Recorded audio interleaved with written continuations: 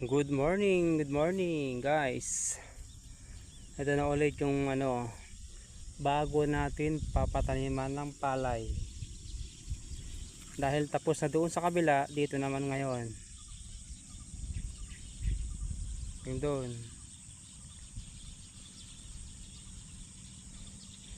Bali sa linggo na ito mga mapapataniman.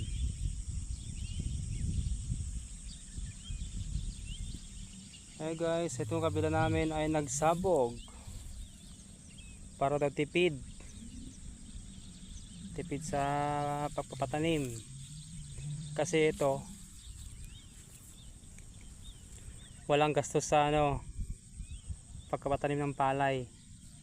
Iwisik-wisik mo lang yung binhi, okay na. Ito kasi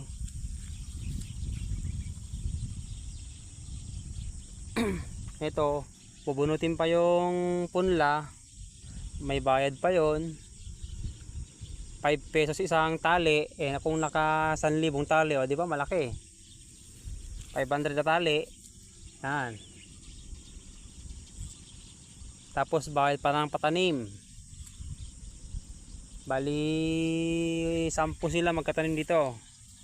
Ang isang tao ay 250. Merienda pa nila, papainumin pa sila. Ganun kagastos magpapatanim ng palay. Tapos ang mura ng palay, grabe.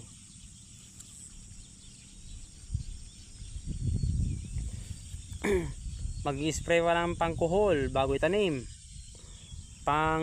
pangpatay sa seeds ng mga damo para hindi tumubo. Magkano yun?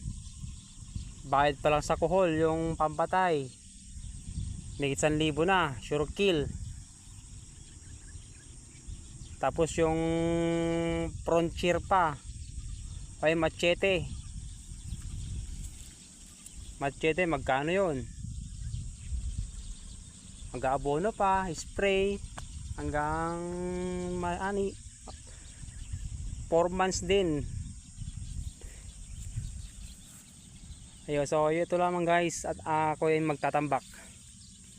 Salamat, God bless po.